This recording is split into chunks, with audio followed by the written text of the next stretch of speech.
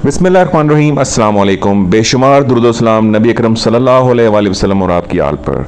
आज एक और नई वीडियो के साथ आपकी खिदमत में हाजिर हूँ और अपने तमाम देखने और सुनने वालों को अपने चैनल पे खुश आमदीद कहता हूँ।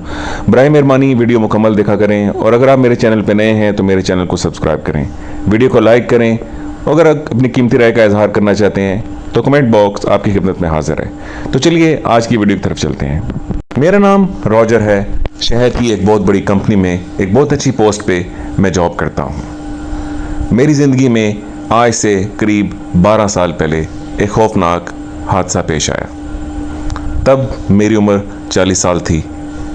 मेरी एक छोटी सी फैमिली थी, मैं, मेरी बीवी और हमारा एक बेटा। मेरे बेटे का नाम स्टीव है जो अब अपनी गर्लफ्रेंड के साथ रहता है। मेरी बीवी जिसका नाम एंजेला था, बाद अज़ां एंजेला और मेरे बीच डाइवोर्स हो गई। एंजेला और मैं यूनिवर्सिटी में एक साथ पढ़ते थे। उन दिनों हमारी मोहब्बत अरूज पे थी और हम यूनिवर्सिटी में आइडियल कपल के तौर पे देखे जाते थे। मेरी और एंजेला की ज़िंदगी बहुत अच्छी गुजरी। बाद अज़ां काम की वजह से मैं टाइम ना दे पाता था। एक रात मैंने एंजेला के लिए तोहफ़ा ख़रीदा। आज मैं बहुत खुश था। एंजेला को आज जाके तोहफ़ा दूंगा, वो बहुत खुश होगी क्योंकि कुछ दिनों से उसका मूड मेरे साथ काफ़ी ख़राब था। मैं जैसे घर में दाखिल हुआ, मैंने कहा हे हनी आई एम होम, लेकिन एंजेला का वही सड़ा हुआ मुँह था मुझे नज़र आया। उसने मेरे से कहा कौन सा तूने मेरे पे एहसान किया है, ये तुम्हारी हर रोज़ की रूटीन है, तुम रोज़ घर में लेट आते हो, तुम इससे क्या कि तुम्हारे घर में एक बीवी और तुम्हारा एक बेटा भी है। मैं दिल बर्दाश्ता से होकर बोला एंजेला फॉर गॉड सेक, तुम्हें और कोई काम नहीं है, हर वक्त देखो ताने मारती रहती हो, मैं मजबूर हूँ, काम नहीं करूँगा तो हम सर्वाइव कैसे करेंगे। मैं तुम दोनों के लिए काम करता हूँ, सिर्फ अपने लिए नहीं। एंजेला आगे से जल के बोली छोड़ो जो तुम काम करते हो, तुम्हारे पास हमारे लिए कोई टाइम नहीं है, तुम्हारे लिए सिर्फ काम ही काम है। क्या पता तुमने वहाँ किसी और औरत के साथ कोई मुआशका चलाया हुआ हो। ये बात सुन के मुझे बहुत गुस्सा आया और जो एंजेला के लिए मैंने नेकलेस ख़रीदा था वो अपनी जेब से निकाल के ज़मीन पर पटका। एंजेला ने गुस्से से मेरी तरफ देखा। उसने कहा ये क्या बदतमीज़ी है। मैंने आगे से जवाब दिया बदतमीज़ी तुमने की है।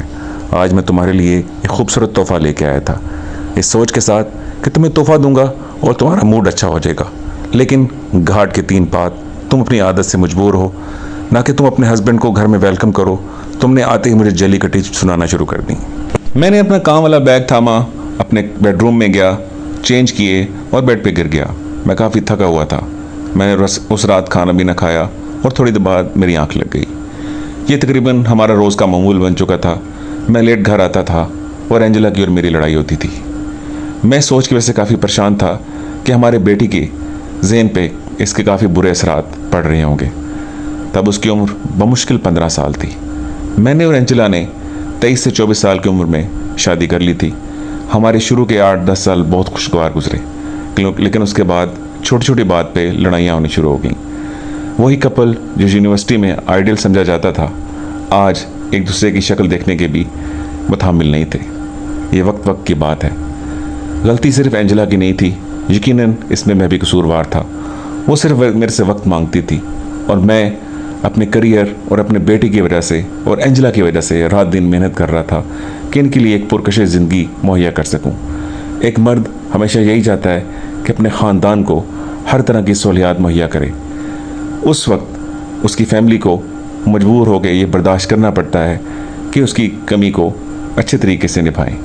लेकिन एंजेला इस बात को समझने से कासिर थी, या शायद वो उन दिनों की मोहब्बत मेरे से चाहती थी जब हम लड़कपन में थे। ये मेरे लिए बहुत मुश्किल था। अब मेरी उम्र 40-42 साल हो चुकी थी और मैं काम में इतना मसरूफ़ था कि मैं उसको टाइम ना दे पाता था। आखिरकार वो वक्त आ गया जब मैंने और एंजेला ने यह तय किया कि अब हम एक साथ नहीं रह सकते। यकीनन ये हम दोनों के लिए काफ़ी तकलीफ़देह बात थी। हमने भरपूर ज़िंदगी जी थी, हमने बड़े ख्वाब देखे थे, हमने वो ख्वाब जिए भी थे, लेकिन शायद अब वक्त आ गया था कि हम दोनों अपने रास्ते जुदा कर लें। हमने एक दूसरे से बात की, बड़े तहम्मुल से एक दूसरे को अपने फ़ैसले से आगाह किया और दोनों ही इस बात से मुत्तफ़िक हुए कि हमें एक दूसरे को तलाक दे देनी चाहिए। उस रात स्टीव कमरे से बाहर बैठा हुआ ये सब सुन रहा था और काफ़ी रो रहा था। जब मैं बाहर निकला तो उसकी आंखों में आंसू थे। मैंने स्टीव को अपने गले से लगाने की कोशिश की, लेकिन वो मुझे झटक के अपने रूम में चला गया। मैं ये सब देख के बहुत परेशान हुआ, लेकिन और कोई रास्ता बचा ही नहीं था। कुछ रोज़ में मेरे और एंजेला के तलाक के मामला तय हुए। मैंने कानून के मुताबिक जो उसका हिस्सा बनता था उसे दिया, उसे गुड लक बोला और कहा उम्मीद करता हूँ आइंदा आने वाली ज़िंदगी तुम्हारी अच्छी गुजरेगी। फिर एक दिन मेरे बेटे का बर्थडे था। मैं चाहता था कि अपने बेटे को खुशियाँ दूँ। मेरा एक बहुत पुराना दोस्त था, मेरे बचपन का दोस्त, जिसका नाम था ईएन। मैंने ईएन को कॉल की कि आज मैं चाहता हूँ अपने बेटे को जो हमारे टाउन के बाहर मेला लगा है वहाँ लेके जाऊँ, और मेरी ख्वाहिश है कि तुम भी मेरे साथ चलो। मैं अकेला नहीं जाना चाहता, वरना मैं बोर हो जाऊँगा। वो बच्चा है, वो अपने खेल कूद में मसरूफ़ हो जाएगा, मैं अकेला बैठ के वहाँ क्या करूँगा। ईएन ने कहा हाँ ज़रूर, क्यों नहीं। स्टीव मेरे लिए बेटों की तरह है। फिर स्टीव मेरे घर आया, ईएन मेरे घर आया, मैं, स्टीव और ईएन उस शाम, मैं उस रात दफ्तर से जल्दी वापस आ गया शाम को, और मैंने ये फैसला किया आज अपने बेटे को खूब घुमाऊँ फिराऊँगा, इसका अच्छे से बर्थडे सरप्राइज़ दूंगा और उम्मीद है वो खुश होगा, क्योंकि वो पिछले कुछ अरसे से मेरे से काफ़ी नाराज़ था। जब मैंने स्टीव को ये बताया आज मैं तुम्हें बाहर लेके जाऊंगा मेले पे और अच्छा सा डिनर करवाऊंगा और हम तुम्हारे बर्थडे का केक भी काटेंगे, स्टीव ये सुन के काफ़ी खुश हुआ। शाम के 6:30 बज रहे थे, मेरे घर की डोरबेल बजी। मैं वहाँ गया तो आगे ईएन खड़ा था। मैंने ईएन को अंदर वेलकम किया, उसे एक ड्रिंक पेश किया। थोड़ी देर में मैं तैयार हुआ और हम तीनों गाड़ी में बैठ के मेले की तरफ रवाना हो गए। वहाँ पे काफ़ी फैमिलीज़ आई हुई थी। वो एक छोटा सा टाउन था और वहाँ पे एक बहुत खूबसूरत मेला लगा हुआ था। काफ़ी रश था, बच्चे बूढ़े जवान सभी वहाँ मौजूद थे और अपनी ज़िंदगी को एंजॉय कर रहे थे। ईएन इस सब को देख के बहुत खुश हुआ और ईएन को खुश देख के मेरे दिल को बहुत सुकून आया। मेरे दोस्त ने मुझे कहा ये तुमने बहुत अच्छा किया है, तुम्हारी बीवी और तुम्हारी तलाक की वजह से तुम्हारा बेटा ज़हनी दबाव का शिकार था, उम्मीद है इसके ज़हन को सुकून मिलेगा और अपनी पढ़ाई पे तवज्जो दे पाएगा। इनकी बात सुन के मैंने बहुत सुकून महसूस किया और मैंने चाहा कि मेरा बेटा आज खूब हल्ला गुल्ला करे और इन्जॉय करे। जब वो खेल खेल के थक गया तो मेरे पास आया। उस वक्त रात के तकरीबन 9 बज रहे थे। मुझे भी काफ़ी भूख लगी हुई थी। ईएन भी बेचारा भूख के मारे मारा जा रहा था। मैंने कहा चलो अब डिनर करने के लिए चलते हैं, काफ़ी टाइम हो चुका है। मेरे दोस्त ईएन ने कहा यहाँ से करीब 35 किलोमीटर दूर एक छोटा सा और कस्बा है, वहाँ पे एक बहुत मशहूर रेस्टोरेंट है। गांव तो छोटा सा है लेकिन वहाँ का खाना बहुत लजीज है। मैं उम्मीद करता हूँ तुम दोनों को वहाँ का खाना बहुत पसंद आएगा। मैंने अपनी बेटी की तरफ देखा, उसने कहा यस श्योर डैड, मुझे कोई मसला नहीं है, मैं आपके साथ चलने को तैयार हूँ। रास्ते में मैंने अपने बेटे के लिए एक केक लिया और हमने अपना सफ़र उस रेस्टोरेंट की तरफ जारी रखा। तकरीबन 35-40 मिनट की ड्राइव के बाद हम वहाँ पहुँचे। जो मेन रोड से रास्ता उस गांव की तरफ जाता था वो टूटा फूटा रास्ता था, कच्चा रास्ता था। गाड़ी आराम आराम से चलाते चलाते ही हम वहाँ पे पहुँच गए। रेस्टोरेंट में हमारे अलावा भी कुछ लोग मौजूद थे। हमने खाना ऑर्डर किया और जब खाना आया उससे पहले हमने केक काटा और हमारे साथ और भी लोगों ने मेरे बेटे को बर्थडे विश की। ये देख के मैं बहुत खुश हुआ। मेरे बेटे के लिए आज का दिन बहुत अच्छा था, वो बहुत खुश था। मुझे बहुत दिल और ज़हनी सुकून महसूस हो रहा था कि बहुत अरसे के बाद मैं अपने बेटे के साथ एक अच्छी शाम गुजार रहा हूँ। हम खाने से लुत्फ़अंदोज़ हुए। खाना वाकई बहुत लजीज था। हमने साथ साथ ड्रिंक भी इंजॉय किए।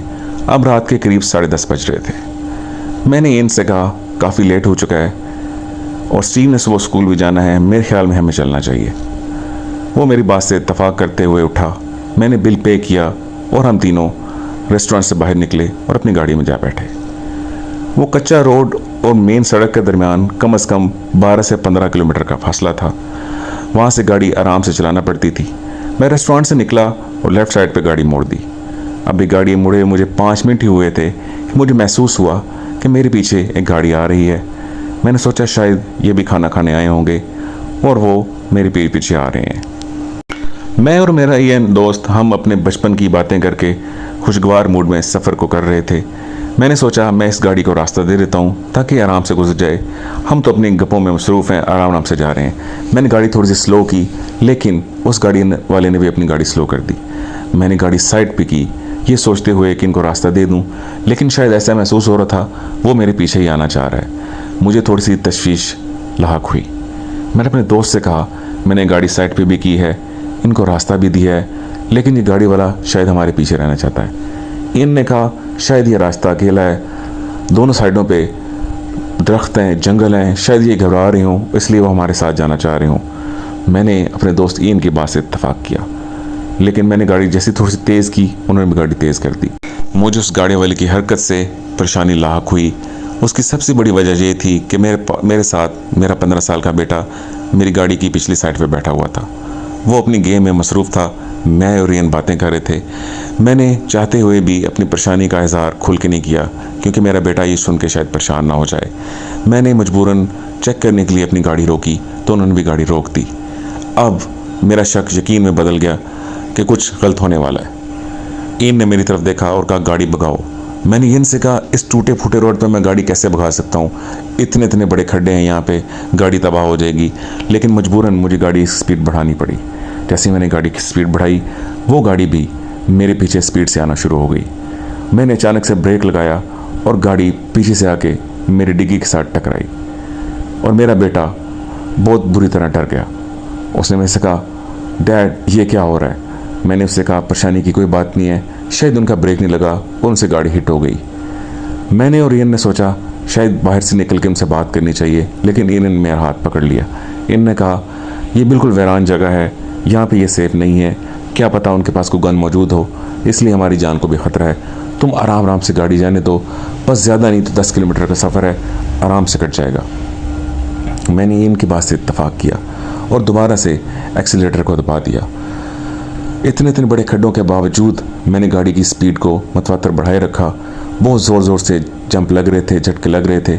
मैंने अपने बेटे से कहा, दोनों सीटों को मजबूती से पकड़ लो और अपनी सीट बेल्ट को लगाए रखो। मेरे बेटे ने वही किया। मेरा दिल बुरी तरह धड़क रहा था। मुझे सबसे बड़ी परेशानी अपने छोटे बच्चे की थी, खुदा न खास्ता उसे कुछ ना हो जाए। अभी करीब 3 से 4 किलोमीटर का फासला गुजरा ही था, एक दफ़ा फिर उस गाड़ी वाले ने ज़ोर से आके पीछे से मेरी गाड़ी को हिट किया। इस दफ़ा मैं अपने गुस्से पे काबू ना रख सका। मैंने गाड़ी को ब्रेक लगाया, गाड़ी से बाहर निकला। साथ ही मेरा दोस्त इयन भी गुस्से से गाड़ी से बाहर निकला। उसकी गाड़ी की हेडलाइट्स ऑन थी बदस्तूर और वो कुछ फासले पे मेरी गाड़ी के पीछे खड़ा हुआ था। उसकी गाड़ी में हेडलाइट्स ऑन की वजह से हमें कुछ दिखाई नहीं दिया, क्योंकि उसके अलावा इर्द गिर्द गहरा अंधेरा था।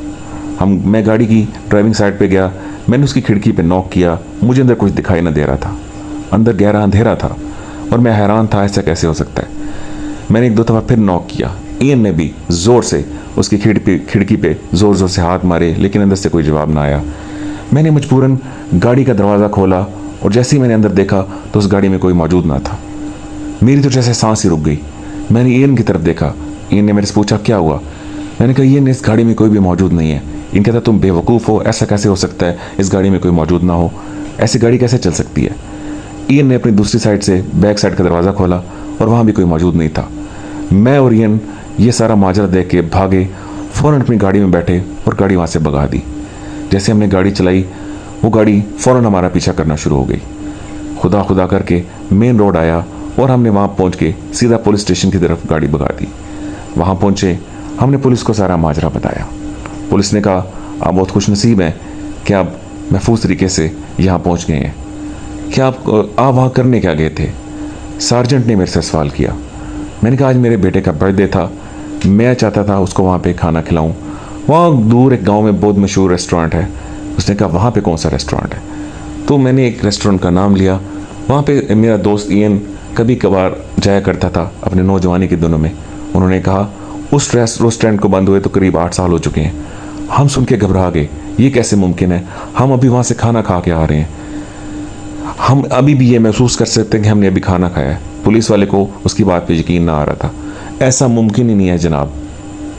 वहाँ पे 3 लोगों का मर्डर हुआ था, जिसमें रेस्टोरेंट का मालिक, रेस्टोरेंट का मैनेजर और एक स्टाफ था। उसके बाद से वो रेस्टोरेंट आज तक दोबारा नहीं खुला। वहाँ पे एक सुर्ख कलर की गाड़ी आई थी जो उस रेस्टोरेंट के मालिक का अपना बेटा था।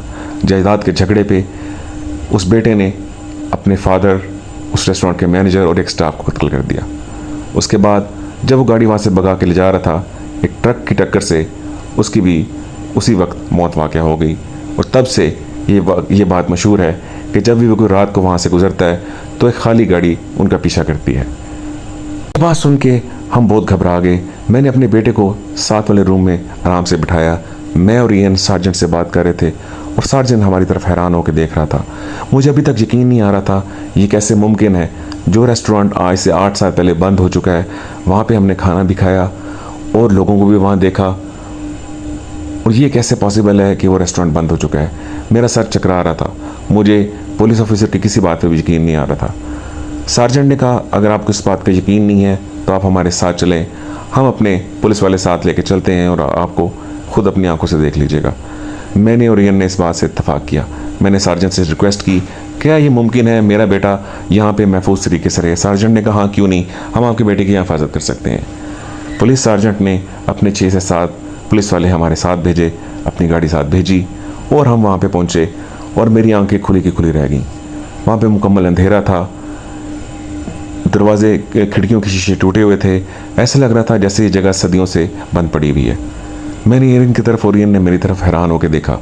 हमें अपनी आंखों पे यकीन ही नहीं आ रहा था, लेकिन ये सच था। हम एक हॉन्टेड रेस्टोरेंट से खाना खा के निकले थे।